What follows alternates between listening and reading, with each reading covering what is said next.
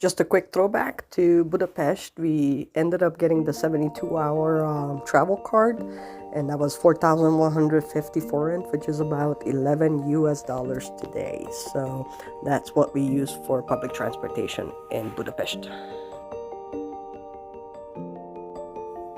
And as soon as we entered Germany, the people with Ukrainian passports were required to get off the train and get registered.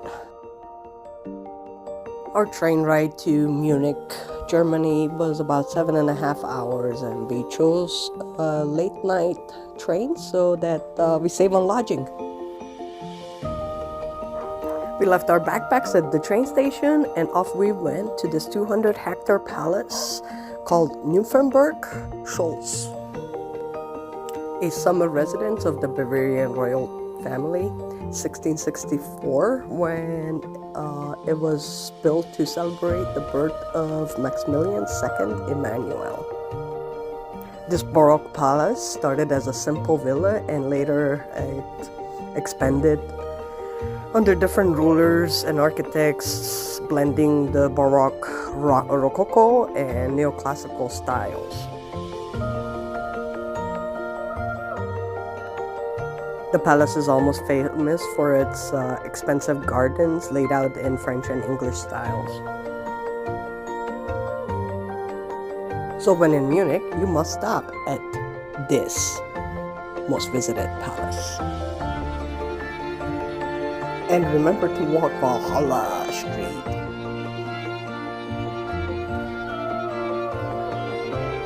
The BMW Museum is also in Munich, and probably a whole bunch of other things, but we only got to stop at this Romanesque, Gothic, and Baroque St. Peter's Church in Munich, which we didn't get to go up and see the panoramic views of Munich and even Alps on a clear day, so I highly recommend that you do, but buy tickets ahead of time.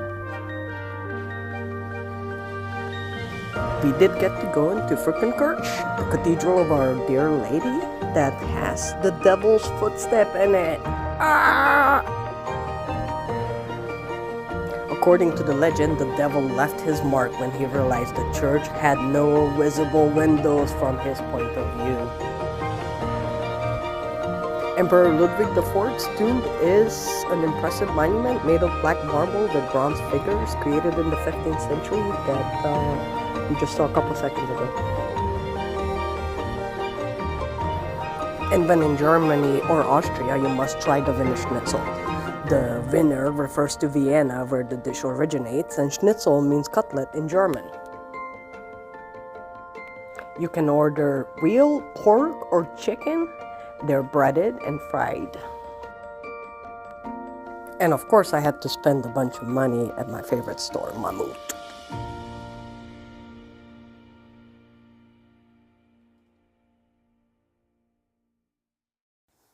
And with that, we made our way to our Airbnb near a train station that was $50 a night.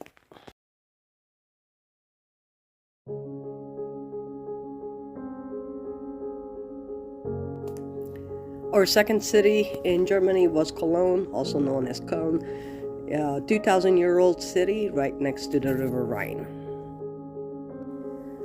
Our Airbnb was $150, and we got to rent a room from Veronica, who was a very classic lady with a cross-button composer and motorcyclist. She even had her own elevator in the building. Plaques on the ground for the Jewish people that were taken from those buildings.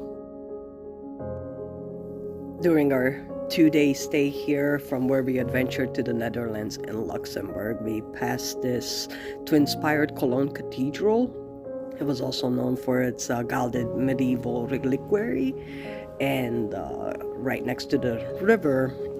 But what we didn't know at the time is that this was also adjacent to the Museum Ludwig, which showcases 20th century art and includes a lot of the masterpieces by Picasso. So I have a feeling that I shall return to Cologne. I did like the city quite a bit.